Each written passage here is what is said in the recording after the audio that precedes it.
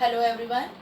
कल की हमारी क्लास थी सोशल साइंस की। सोशल साइंस की क्लास में मैंने आपको थर्ड चैप्टर स्टार्ट करवा दिया था, वर्ल्ड एंड इंडियन मैप, जो कि कल हमारा कंटिन्यूशन में था। इसके अलावा मैंने कल आप लोगों को first chapter social reformers and freedom fighters of India का भी आपको क्वेश्चन आंसर्स लिखवाए थे।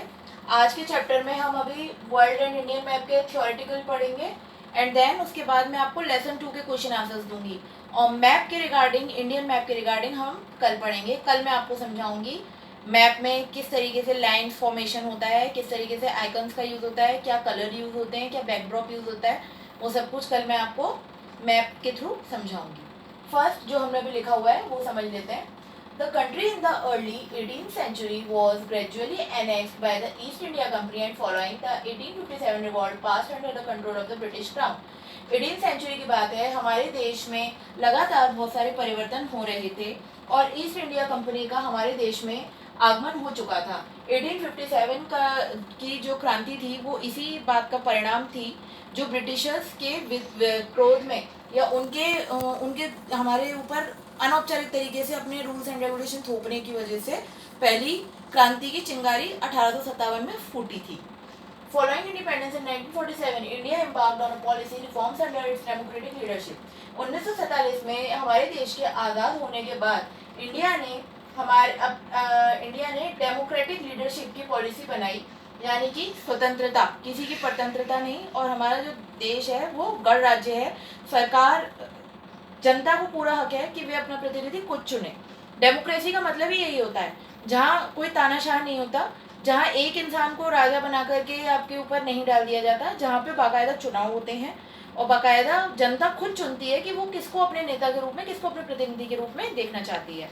उसी को कहते हैं डेमोक्रेटिक लीडरशिप, मतलब कि जनता द्वारा स्वयं चुना जाने वाला leader. Over the years it's economy witnessed rapid growth. इस तरीके के वातावरण के होते हुए हमने देखा कि हमारे देश की जो इकोनॉमी है वो निरंतर ग्रोथ करती रही। इकोनॉमी मतलब आर्थिक व्यवस्था, अर्थव्यवस्था, वो हमेशा ग्रोथ करती रही। आज हमारे देश के पास में वो इक्विपमेंट्स हैं जो अमेरिका और चाइना के अतिरिक्त और किसी देश के पास नहीं है, क्योंकि हमारे देश की इकोनॉमी ने अच्छी ग्रोथ की है। अब इसके बाद बात करते हैं, the national flag of India is a horizontal rectangular tricolour with saffron at the top. अब हम बात करें हमारे देश के झंडे की। हमारा जो नेशनल फ्लैग है वो हॉरिजॉन्टल और रेक्टेंगुलर है, मीन्स इस तरीके की शेप में है। इसमें ये 3 कलर के जोड़ से बना है।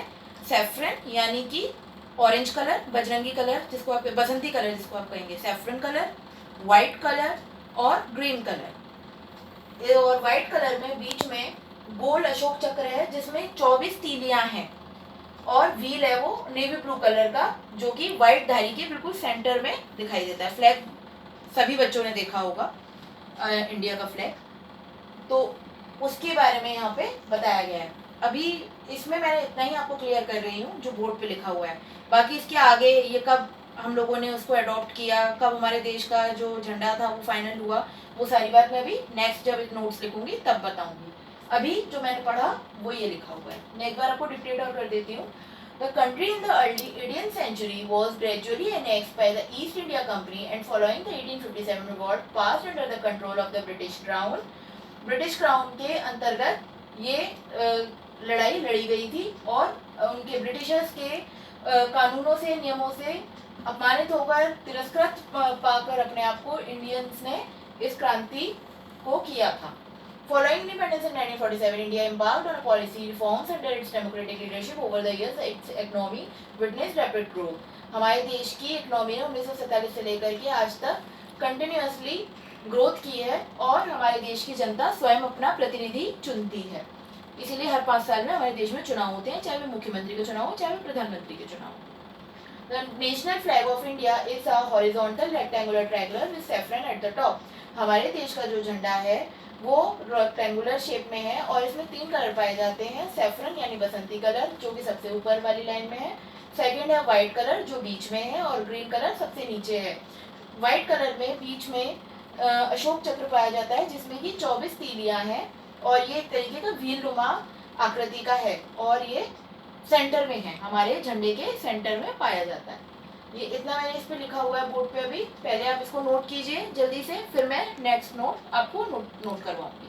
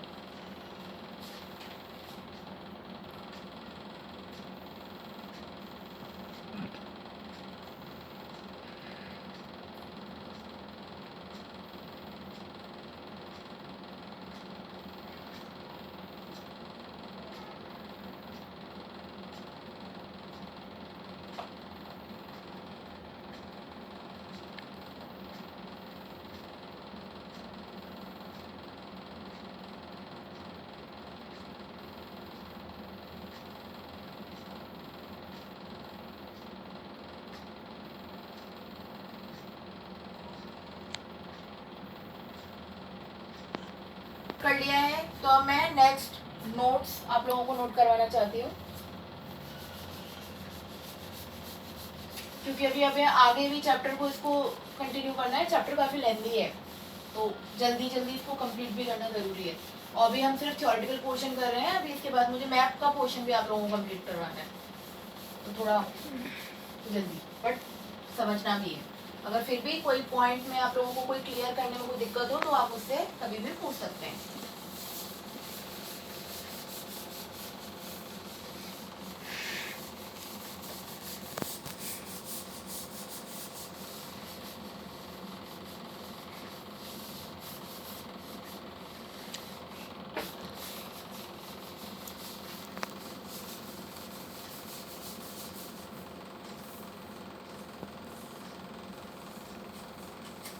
Yes, class.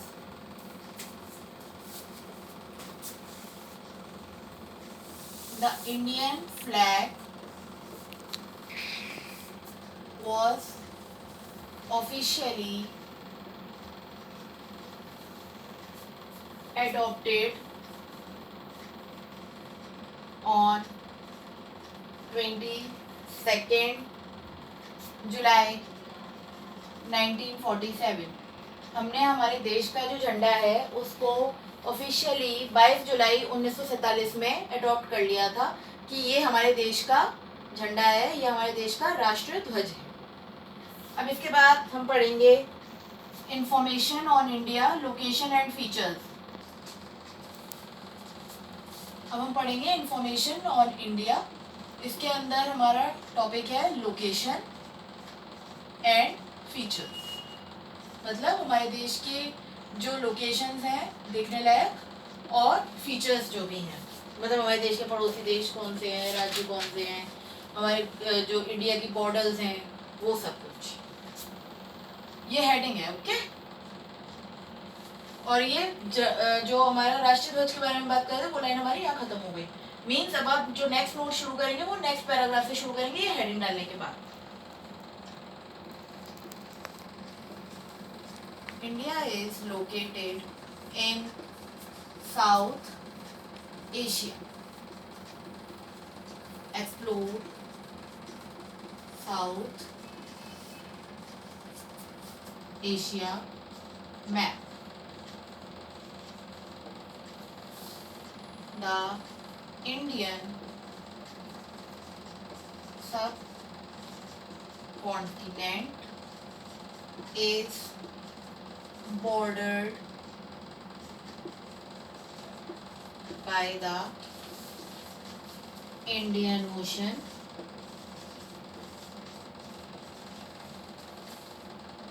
in the south.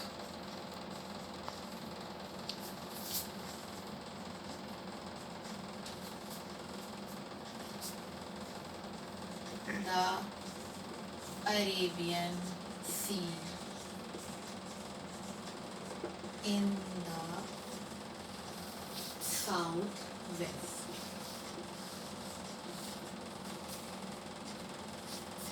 And the Bay of Bengal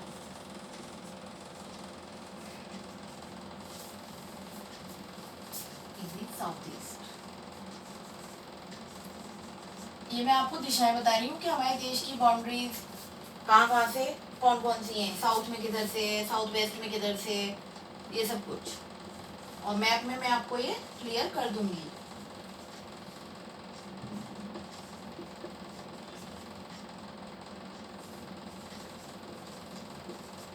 ये तो अभी पानी का रास्ता बताया, अब लैंड बॉर्डर हमारी कहाँ से है हम शेयर कर रहे हैं। सबसे पहले तो पाकिस्तान ही है हमारा सबसे निकट पड़ोसी, वेस्ट दिशा में।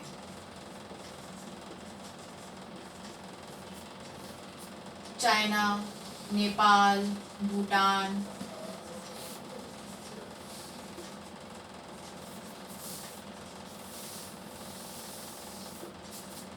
in the northeast,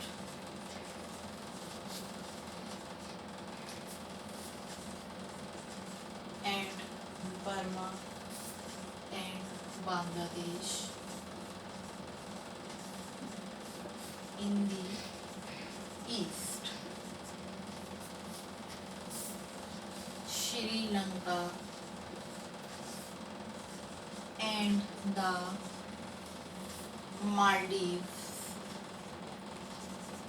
are located just off the southern tip of India. Yes, students,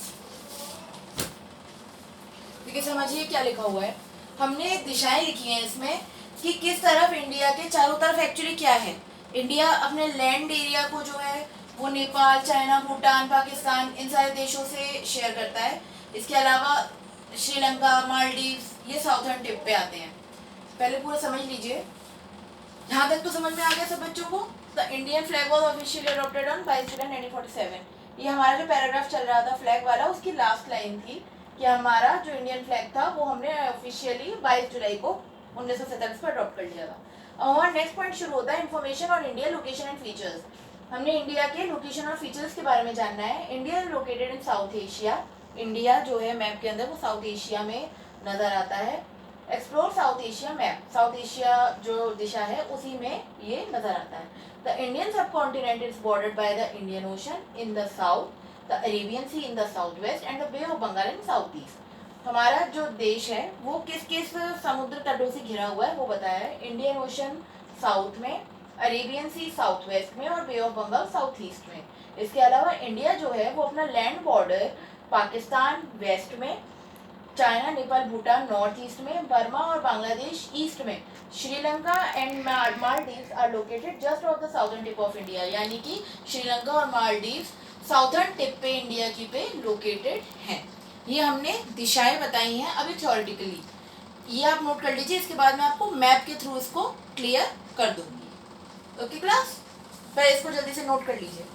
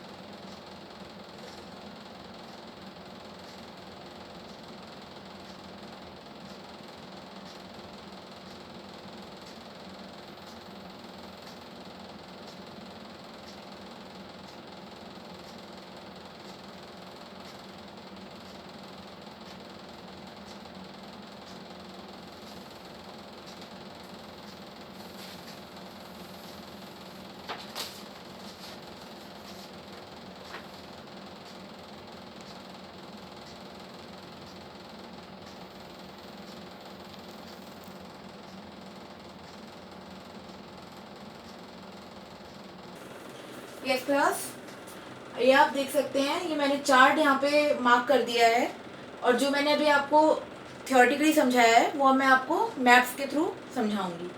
map में आप देख लीजिए, ये अलग अलग स्टेट्स जो हैं वो अलग अलग कलर से फॉर्म किए हुए हैं। इसके अलावा जो ब्लू पोर्शन है वो पूरा पानी वाला एरिया है, ठीक है।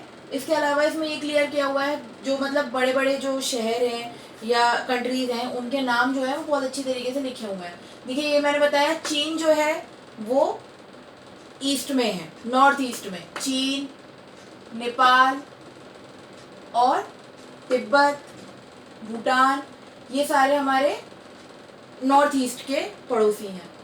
वेस्ट के पड़ोसी हमारे हैं पाकिस्तान और अफगानिस्तान। मैंने भी सिर्फ पाकिस्तान के बारे में लिखा है। इसके अलावा मैंने लिखा है आपको म्यांमार, बर्मा और म्यांमार जो है वो सेम ही है। म्यांमार और बांग्लादेश ये दोनों जो हैं ये हमारे पड़ोसी हैं ईस्ट में। और श्रीलंका और मालदीव साउथर्न टिप पे हैं। ये दिख रहा है आपको श्रीलंका, ये ठीक है। ये हमने बताया, ये तो अभी मैंने आपको लैंड वाले एरिया बताया। इसके अलावा ये अरेबियन सी, ये बंगाल की खाड़ी यानी बे ऑफ बंगाल, और ये अंडमान एंड निकोबार द्वीप समूह, ये सभी जो है, और ये लक्षद्वीप समूह, ये सभी आपके इस तरफ से ये पूरा हमारा देश घिरा हुआ है। इन वाटरी एरिया ये वाला है और ये लैंड एरिया है, ये जो मैं शो कर रही हूँ आपको।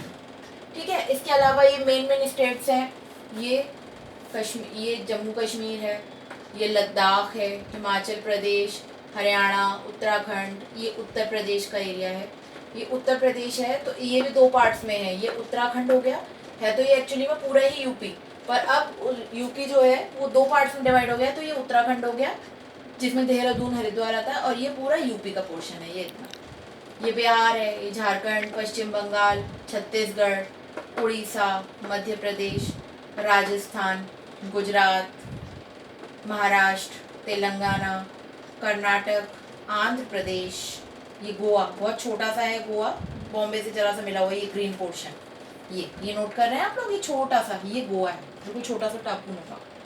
ये कर्नाटक है, ये तमिलनाडु है, ये केरला है, केरल मतलब केरल और केरला, केरल, ये तमिलनाडु है, और ये हम आ गए वापस से साउथर्न टिप पे। यस, ये सारा हमारा लैंड एरिया है, और बर्मा सेम ही है, म्यांमार नाम अब चेंज हो गया है, बर्मा का पुराना नाम बर्मा पुराना नाम था, नया नाम म्यांमार। मिजोरम, त्रिपुरा, नागालैंड, मणिपुर, ये छोटे छोटे से राज्य हैं हमारे देश के, लेकिन इस पे चाइना अपना हक अदा करता है कि ये हमारे हैं, क्योंकि यहाँ की जो पॉपुलेशन है वो मोस्टली जो है पहाड़ियों वाली है।